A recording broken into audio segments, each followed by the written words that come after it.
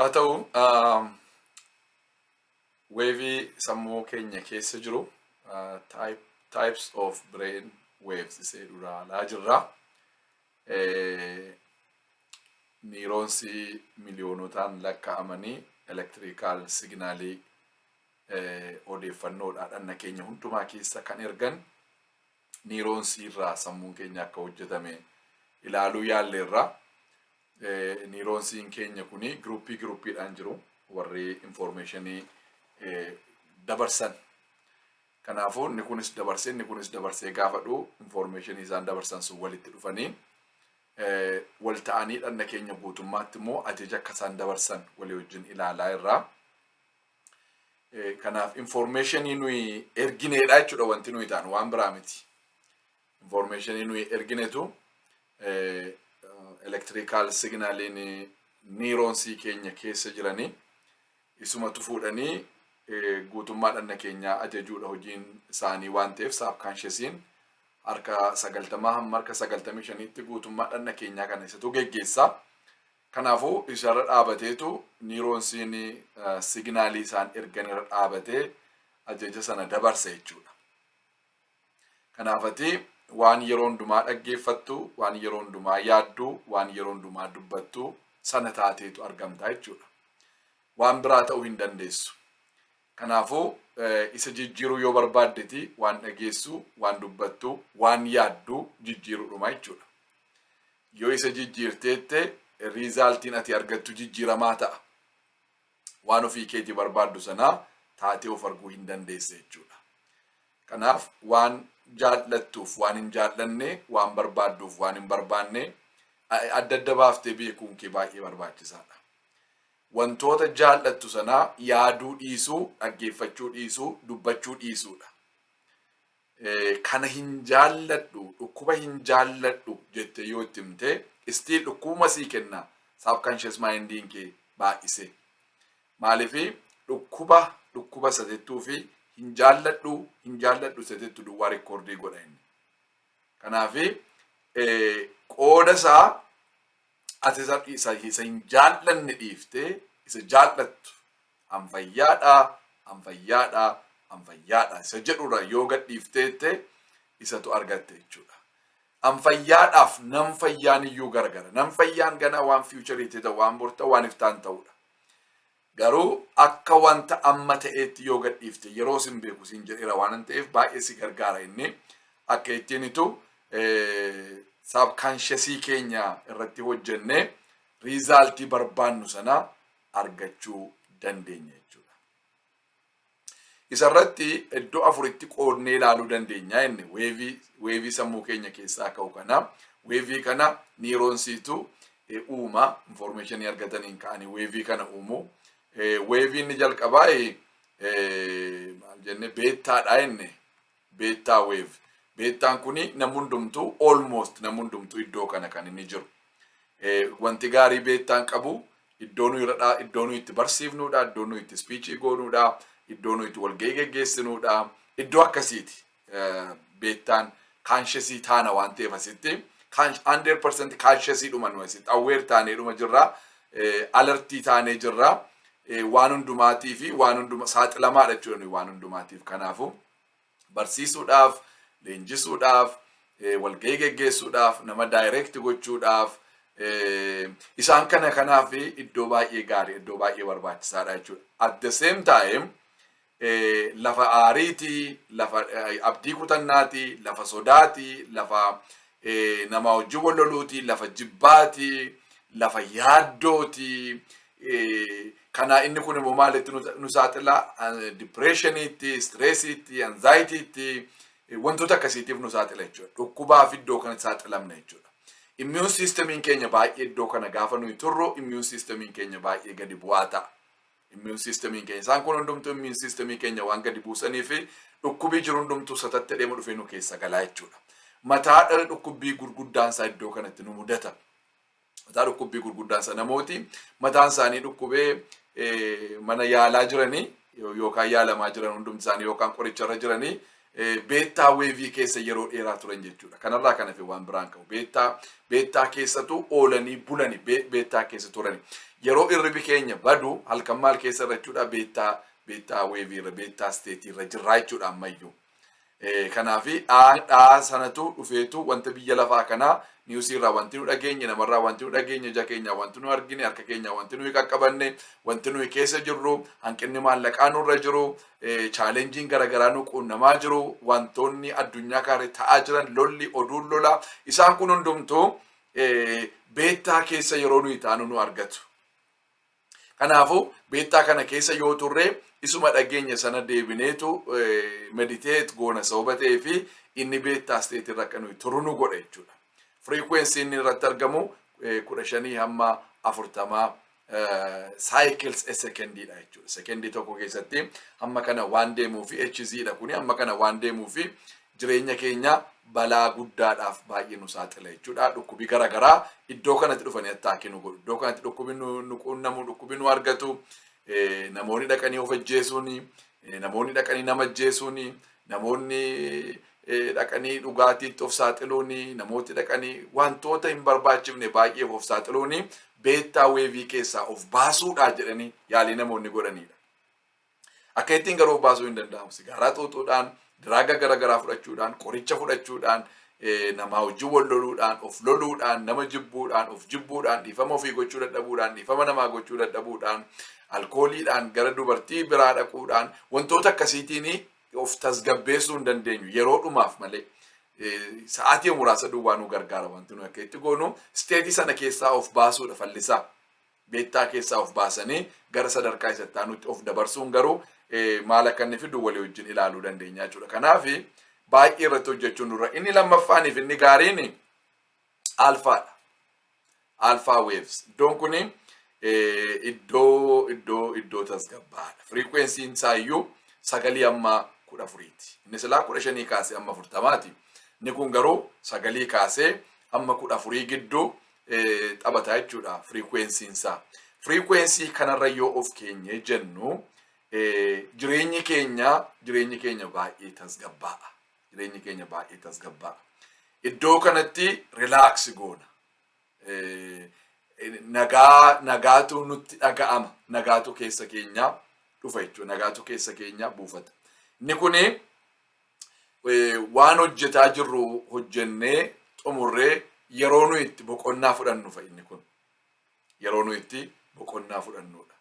Keessumatti namooti yeroo boqonnaa fudhatan break 15 minutes break yeroo fudhatanii waan dhuddanii waan nyaatanii dhumatu xinnoo seeja keessa walirra buuftanii dhuma hojii hojjetaa turtanitti disconnect of gootanii yeroo xinnoo seetu turtaniiti alfaa kana keessa dhuftaniitu galtu jechuudha.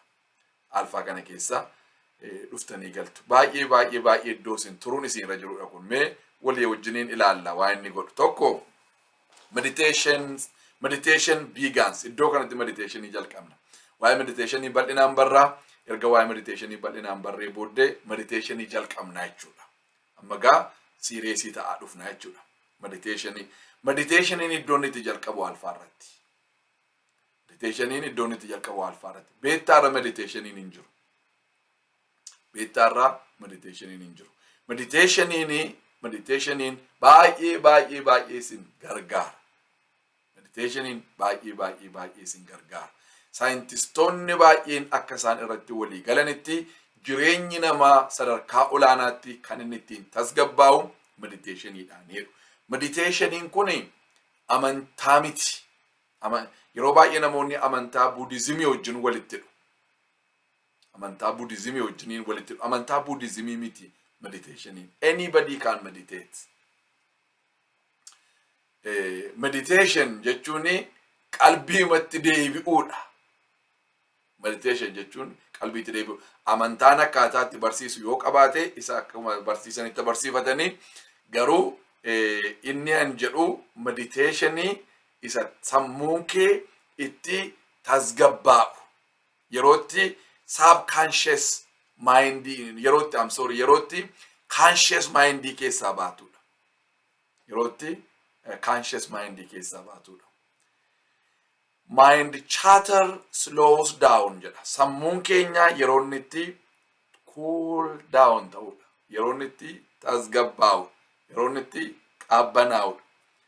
Makiinaani baay'ee yeroo oofamu raayideri inni itti bishaan naqamee jiru suni yoo baay'ee qabbanaa hin taane bishaan isaa guutuu hin taane makiinaan gubachuu dandeessi. Makiinota rakkina akkasii qabaattee aarantinii gootu intinii isaa irraa bananiitu yeroo kennanii fi qabbaneessuun bishaan deebi'aniitti dabalu. Kanaaf beettaan lafa nuyi keessa turre suni lafa akka nuyi fanaddaanu nu gochuuf jedheedha.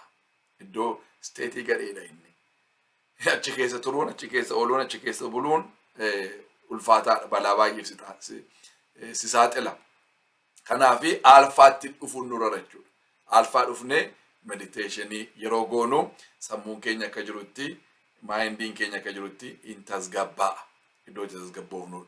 Kabiraa iddoon kun iddoo itti barannuudha. Great for learning and studying. Yeroo barannu barumsa kamiinu yeroo qayyabannu waan qayyabanne kamuu yeroo itti nu galu alpha brain wave irra yoo dhufneedha. Kanaafitu namooti tokko barnooti naan galu anaa jedhu. Barnoota namni hin jaallanne jira. Inni beekamaadha. Hin jaallattu taanaan hin jaallattudha. Of dhiphisuun sirra hin jiru. Barumsi dhuma biyya lafaa miti. Tun baratiin biyya lafaa jijjiiruu hin dandeessa. Barumsa sammuu dhumati baattu sammuu namaatu uume. Barumsa karikulemii qopheessanii siistamiin mootummaa immoo irratti walii galee siistamiin mootummaa akkan ittiin hojjetu goone namni kana baratee kana hojjeta jedhanii kaataagoraayis goone lafa kaa'anii garuu tun baratiin waan hojjechuu barbaaddu kamiinuu hojjechuu hin dandeessaati. Yoo barbaaddee sammuu warra barateetti immoo gargaaramtee haayirii isaan gootee isaan qaxartee eenyuunu nama smaartiidha jedhamee addunyaa kana jiru kamiinuu hojjechiifachuu hin dandeessu. Wanti hundumtuu as keessa malee akkasitti yaaddu akkasitti ilaaltudha. Garuu waan baruu barbaadde kamiifuu iddoo kanarra jirta taanaan sammuun kee baruu hin danda'a. Saayinsiin bara yoo jette, maatimaatiksiin bara, fiiziksiin bara yoo jette, istiriin bara yoo jette, waan barbaadde baruudhaa fi alfaarra ta'uutu sirra jira jechuudha. Alfaarra teessee kamiinuu yoo baruu barbaadde sii gala. Kamiinuu yoo dubbiftee yoo qayyabattee sii galuu danda'a. Alfaarraa of gochuu dhumaati. Sammuu barumsaa iddoo gaarii jechuudha inni kun. Iddoo itti waa uumuun namaa dhangala'u. Namooti waa uuman addunyaa keenya kanarraa. Namooti waa uumanii eessarra taa'anii uuman yoo jettanii alfa brain wave irra taa'anii uuman. Alfa irratti of fidanii beettaa irraa bu'anii beettaani amma namni kaanshasiidha achitti. Awweeriidha nama achitti. Alartiidha nama achitti. Achitti garuu miti kan waa uumamu. Dhiiree alfaatti gad bu'amuutu nurra jira. Alfaatti gadi bu'ameetu alfaa irratti waa uumamu. Sammuu tasgabbaa'aadhaan. Sammuu meditationii jalqabaa keessa galeen. Sammuu tasgabbaa'aadhaan. Sammuu meditationii jalqabaa keessa galeenitu namni iddootti waa uumuu danda'udha jechuudha. Iddoo itti sammuu keenya deebifnee finnuudha. Riversii iddootti goonuudha. Maaliif beettaatti nurkaa ba'eera sammuun keenya. Beettaatti gara maraachuutti nu geesseera. Gara mataa dhukkubbiitti nu geesseera. Gara dhukkoo baay'ee keessa nu galcheera. Stressii keessa nu galcheera. Depressionii keessa nu galcheera. Anxiety keessa nu galcheera. Sinii galee waan baay'eedhaaf nu saaxilee immune systemii keenya gadi buuseera. Jireenya keenya jireenya jeeqamaa, jireenya nagaa hin qabne, jireenya boqonnaa hin qabne, jireenya nama wajjin waliin galle, jireenya nama lolu, jireenya negatiivii yaadu godhee lafa kaa'eera beettaa keessa yoo turre. Amma gara iddoo kanatti reverse goona jechuudha. Iddoo kanatti dudduubatti deebifna. Iddoo kanattitu sammuu keenya tasgabbeessinee toora keessa yeroo nu itti galluudha jechuudha. Alfaan baay'ee bareedaadha. Kaaduwwaa miti amaloonni sodaanii, fears, phobiyaan iddoon itti melt out godhuudha. Lafanni itti baqee baduudha. Lafanni itti badee baqu. Amaloonni hin barbaachifne nuyi biildii goone nuyi of keessa galchine raagaan hidhamteerta yoo ta'e alkooliidhaan hidhamteerta yoo ta'e sexuality hidhamteerta yoo ta'e gay taatee jirta lesbiyaanii taatee jirta yoo ta'e isa kana hundumaa si toof godhe by the way gayisi irraa hiikamuu dandeessa alfaa kanarra dhufteeti gayitti hidhamtee jirta yoo ta'e jireenya kee alfaarra dhuftee isa kanarraa ofiittee seera uumamaatti deebi'uu dandeessa. Lesbiyaanii yoo taate iddoo kana iddoon itti fayitu isa kanarraa of hiiktee iddoo keetti deebi'uu barbaada. Sammuun kee iddoo isaatti deebi'a. Iddoo restoraationiiti kun. Iddootti resurrectioniiti kun lafatti du'aa ka'uuti sammuun kee. Lafatti du'aa ka'uuti. Lafa haara'umsaati. Lafa qalbiitti deebi'uuti iddoon kun. Lafa qalbiitti deebi'uuti. Restore godha jireenya kee deebi'e. Kalmii fi baay'ee peacefulii taata. Qabbanaa'aadhaa fi nama nagaadhaan guutuu taata. Namoota akkasii hin agartanii hawaasa keessaa, waldaa keessaa, mana barumsaa keessaa, ollaadhaa, nama qabbanaa'aadhaa baluu namatti. Isaan kun alfaa steetii irra turu jechuudha yeroo baay'ee. Namoota qabbanaa'u yeroo namni aaru badaan haaranii, yeroo namni dheekkamuun dheekkamanii, yeroo namni achii fuudhee asii fuudhee wal harkaa fuudhanii haasa'an maal goonii haasa'an kana callisuu baay'isuu haasa'uun taphachuun sun hundumtuu baay'ee gaariidha. Yeroo biraas hin fidaa. Innis faayidaa mataa isaatii inni qabu sooshaal laayifiin amma barbaachisaa akka ta'e yeroo itti fidu jira. Yoo sooshaal laayifiin keenya badee immoo kophaa taanee kophummaatti amittiin akka handilii goonus ispeeshaalii mediteeshinii keessatti kophummaadhaan akka hin miidhamnetti attamittiin akka jiraannu nan fida isaa. Garuu namooti qabbanaa'oon jiru. Isaan kuni alpha state irra warra turanidha jechuudha. First layer of subconscious mind. Ilaaga amma beettaa keessatti maal turre consciousii keessa turre. First layer isaati kun isa jalqabaa layer maal akka jedhu beeku isee jalqabaa isheeti jechuudha. Subconscious'iidhaaf kun maaltu alfaan kun advanced focus iddootti xiyyaafachuu jalqabnuudha. Xiyyaafannaan keenya lafanni itti guddatudha. Focusii goone jechuudha. Jireenyi keenya jireenyuma gadhiisiin ta'u. Nami bitaatti inni barbaade bitaatti nu harkisee, inni barbaade mirgatti nu harkisee, inni barbaade nu teessisee, inni barbaade nu kaasee, inni barbaade nu deemsisee, inni barbaade nu fiisisu, rimootii namaatiin walii gad namoota deeman miti hin taanu jechuudha. Yeroo alfaarra dhufnu sana. Jireenyi keenya baay'ee focusii godha. Focus bitaaneetu waan goonu beennaa, waan dubbannu beennaa, waan jiraannu beennaa, waan hojjennu beennaa, isa xiyyaafannee isa duukaa luuccofnee yerootti adeemnu ta'a jechuudha. Yeroon kun baay'ee iddoo dinqiidha firoota ko. Lafatti focus gootanidha alfaan. Relaxation begins. Iddootti relax goonudha. Iddoon kun iddootti relax gootanidha. Jireenyatu dhandhamtu jechuudha asitti. Jireenya isa uumaan itti isin uume sanatu iddoo kanatti dhandhamtu. Kun hundumtuu firoota ko eessa keessatti beektu? As keessatti. Sammuu keenya keessatti. Isaan kun hundumtuu sammuu keenya keessatti. Nuyi ala kanattitu relax gochuu barbaanna. Ala kanatti waan ala kana jiruun uffata uffannuun, hiriyoota qabnuun, maatii qabnuun, mana keessa jiraannuun, konkolaataa oofnuun, xiyyaara qabnuun, maallaqa qabnuunitu gammaduu barbaanna. Isaan kun hundumtuu gammachuu fiduu danda'u nu gargaaru amma tokko murtaadha garuu. Wanti hundumtuu sammuu kee keessa kanatti badhaatus sammuu kee keessatti, kanatti gammaddus sammuu kee keessatti, boqonnaanis, relaxationiinis, focusiinis isaan kun hundumtuu eessatti sammuu kee keessatti. Sammuu kee keessatti. Kanaaf bayeessa goonee alfaa irratti hojjechuun nurra jechuudha. Beettaa keessaa dafnee baane alfaa keessa galuuni baay'ee barbaachisaadha. Iddootti anxiety'n, depression'n, stressi'n, paanikiin iddoon itti melt out godhuudha.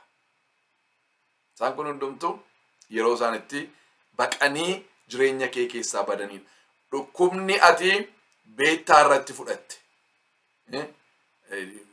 Stressii qabda yoo ta'e, depressionii qabda yoo ta'e, anxiety keessarta yoo ta'e, paanikii goota yoo ta'e, jireenyi kee yaaddoo, abdii kutannaa, sodaa, aarii, dhiphina, gidiraa keessa jirta yoo ta'e, halkan hirriba dhabuu keessa jirta yoo ta'e, iddoon itti meltaa'uut godha sitti. Baqee bada jechuudha keessa.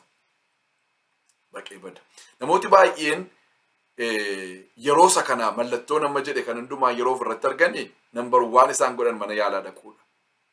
Mana yaalaa dhaquu, manni yaalaa isaan ilaalee dhuguma anxiety qabu taanaan, dhuguma depressed taanaan, dhuguma stressii miidhee jira taanaan wanti isaan godhan maanni gorsa barbaachisu erga kennaniifi booddee qoricha jajuuf, qoricha kennuuf. Isa booddee qoricha irra taa'u. Jarri kun waan isin dinquu bara isaanii guutuu qoricha irra taa'u. Beettaa sana keessaa bahuu hin danda'an. Garuu ati mana qorichaa utuu hin naqin beettaa keessaa baatee alfaatti darbuu duwwaadhaanii isaan kun meltaa'uut godhu.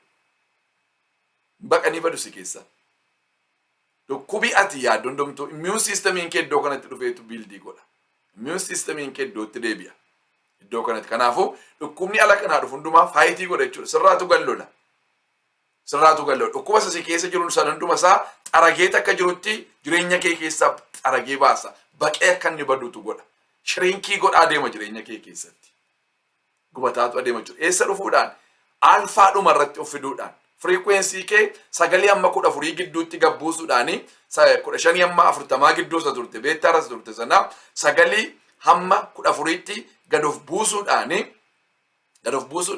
akka jirutti dhukkuboota ganamaa galgala qoricha isaanii liqimsaa jirtu kana isa qorichaan dhaxxee rafaa jirtu kana qoricha irriba rafuuf qoricha sin barbaachisu baay'ee irribi uumamu waan sii kenname horiinuu rafu mikkota ilaalime qoricha tun fudhate rafu horiin nama kan irriba dhabee namni Ameerikaadhaa baay'een isaa qorichaan kan inni rafu. Kanaafatti beettaa sana keessaa baatee alfaa keessa of galchuudhaanii irriba qulqulluu irriba gaarii rafuu dandeessa. Yoo lafa raftes yoo maanni maqaan isaa madabii moo maal isa jedha madabiirra yoo raftes firaashii gaariirra yoo raftes paalaasii keessa yoo raftes istiriitiirra yoo raftes alfaatti of fiddeennaan hin raftan. Waan ati irra raftutu hin taane sammuu keeti. Waan ati irra raftutu hin taane sammuu keeti. Sammuun kee paaworii godhata. Humna godhata sammuun kee. Aktiivii ta'a sammuun kee iddoo kanatti. Aktiivii ta'a sammuun kee. Humna waan hundumaa hojjechuu danda'u argataa deema. Sammuun kee gaafa isteetii kanatti itti dhuftu. Gammachuun kee hin guuta. Gammachuun kee hin dabala. Gammachuun kee hin dabala. Nama gammadaa taata. Waan sii ta'eef, waan sii hin taaneef. Waan nyaatteef, waan dhugdeef, waan uffatteef utuu hin taane caal jedheedhumaa gammachuu keessa keetii burqoonitu gammachuu waarrattuu hin hundoofneefitu gammaduu jalqabde. Konfiidensiin kee hin deebi'a. Konfiidensii luuzii gooteetta yoo ta'e konfiidensiin kee deebi'ee sii dhufa ija jabeessa taata. Eenyuun durattu xinnaa durattis guddaa durattis beekaa durattis waldhaalaa durattis ija jabeessa taata. Namoonni tokko waan tokko yeroo jalqabni kaan haasa'uu sodaata, dubbachuu sodaata, isteejii jira dhaabachuu sodaatu. Maanni garuu yoo dhufnee alfaatti gadi buunee alfaa keessatti konfiidensiin keenya erganni dhufee booddee beettaa irratti ol deebinee haasofna yeroo haasofna. Beettaa irratti ol deebinee haasofna. Haasaa duwwaadhaafitu, barsiisa duwwaadhaafitu, bu'aasaa duwwaaf dhandha malee beettaa keessa hin turru alfaanii iddoo gaariidha jechuudha. Gateway to deeper mental states. Iddoo itti karaa itti sammuu keenya isa gadi fagootti linnee sammuu keenya isa gadi fagootti linnee poteenshaalii isaa hundumaatti gargaaramnu ta'a iddoon kun. Kanaafuu bayeessa goonee waan kana irratti hojjechuutu nurra jira. Wantoota xixinnoo isuma nama kaasii jabeesseetanii guduunfa isa kana meditationii fi relaxationiin iddoon itti jalqabu iddoo kanatti. Meditationii fi relaxationiin relax gooteetu jiraata jechuudha. Yeroo sana masliin kee hundumtuu gaafa relaxii ta'u potentiaaliin hundumtuu easily flow gochuu jalqaba. Lammaffaanii lafatitti waa uumtuudha. Effortless jechuun dadhabbii malee dhama'uu malee lafatitti waan uumuu barbaaddu uumtuudha iddoon kun. namooti xiyyaara kana uuman mukaa baalatti of buusanii ciniinsifatanii muddamanii rakkatanii irriba dhabanii gidiraa arganii uuman miti. Akka ittiin uumuun hin danda'amu. Effortless dhama'uu malee si keessaa ba'a. Amman treeningii kana qopheessuudhaaf mukaaf baalatti of hin buufne just flow manaa godhaana. Flow manaa godhaana. Waan barsiisuu barbaadu amma amma barsiisuu nan danda'a amma amma qophaa'e just flow naa godha. Flow sii godha wanta itti uumamte tokko hinuma sii dhangalaa malee wallaansoo baay'eedhaan fidda miti. Kanaaf isteetii kanarra ta'utu sirra jira. Badhaadhummaan amma badhaadhummaa yeroo yaannummaa halkanii guyyaa jabaatanii hojjechuudhaan jenna miti. Halkanii guyyaa namni jabaatee hojjetee addunyaa keenya kanarraa soorome namni tokko ittiin hin jiru. Namni tokko ittiin. Namoota warra Alfaa keessa dhufanii relax ta'antu flow godheef waan hojjetan beeku. Yeroo hojjetan horiitti geeddarama. Badhaadhummaan as keessaati waan ta'eef horiitti geeddarama. Horiin isaanii sun calluma dheetu automaatikaalii mataa isaaniitiin utuu isaan hin barbaadin horii fide jechuudha. Horiin atiraaktiiritti taasisa booddee. Eenyuun gaafadhaa namooti waa uuman hundumtu Alfaa irratti waa uumanii waa uumuu barbaadda yoo ta'eeti lafitti waa uumtu dhama'uudhaan irriba dhabuudhaan gidiraadhaan mukaa baalatti of buusuudhaan koorsiitti darbuudhaan kolleejjiitti darbuudhaan utuun taane Alfaa weeviitti gadi bu'uudhaan yeroo jennu wanti nuyi barbaannu jireenya keenya keessaa filoo godha jechuudha. Iddootti focused goonuudha lafatti baay'ee xiyyaafannee hojjennuudha jechuudha. Iddoon kuni kanaaf baay'ee beekuutu nurra jira. Akkasuma saayintistoonni baay'een akka isaan nutti maaranitti ispoorteenyoonni baay'een isaanii warri superstar ta'an saakeriitti fudhadhaa, baaskeetbooliitti fudhadhaa, golfiitti fudhadhaa, atileetiitti fudhadhaa, waan barbaadan hundumaatti fudhadhaa, lafi isaaniitti mo'icha isaanii argatanii yookaan mirkaneeffatanii achiivii kan isaan godhanii Alfaa warra jiranii. Atileetonni ispoorteenyoonni beettaarra jiran hundumti isaanii anzaayitiidhaaf saaxilamoodha. Inni kaan sammuu kaanserii godhata baay'isoo. Kaanserii sammuu fa'aa godhatu baay'een isaanii. Isaan kuni eessa keessa turanii beettaa keessa turan jechuudha. Mo'icha gurguddaa kanatti galmeessitu, injifannoo gurguddaa kanatti galmeessitu eessarratti Alfaa irratti. Kanaaf ispoorteenyoota kana baay'ee isaanii yoo gaafatte yoo sitti mani isteetii isaan irra turan, weevii isaan irra turan Alfaa. Kuni qorannoo saayintistoota baay'eeti. Illeet atileetonni kan isaanii itti mo'icha guddaa isaa argatanii iddoo sanatti. Iddootti baay'ee barachuu dandeenyu, iddootti memorize goonuu lafatti yaadachuu dandeenyu jechuudha. Waa yaadachuu barbaadda taanaani Alfaatti gadi bu'uutu nurra jira. Highly creative people in lafisaan ka'an iddoo kanaati. Akkasuma sammuu keenya deebinee dargaggoomsuu dandeenya Alfaa irratti. Sammuu keenya waan dulloome, waan dadhabee, waan waa qabachuu dide yoo nutti fakkaate Alfaa irratti iddoon itti deebi'ee humni isaa haara'udha jechuudha akka Joobira. Joobirri waggaa 70 jiraata, waggaa 30 gaafa jiraateedhu koochoo isaa hundumaaf irraa cabsee deebi'eetu koochoo haaraa uummateetu humna haaraadhaan deebi'ee dargaggoomee ka'a jechuudha. Kanaaf Alfaa keessatti sammuun keenya deebi'eetu dargaggooma. Lafa gammachuu baay'eeti, lafa harmoniiti, lafa barnootaati. Subconscious mindin keenya iddoon itti jalqabuudha. Lafatti baay'ee aware taanuudha jechuudha. Kanaaf Alfaa keessa akkasiin turtan hunduma keessanii isin afeera. Isa kana asuma irratti dhaabna kutaa itti aanutti walii wajjiniin darbina.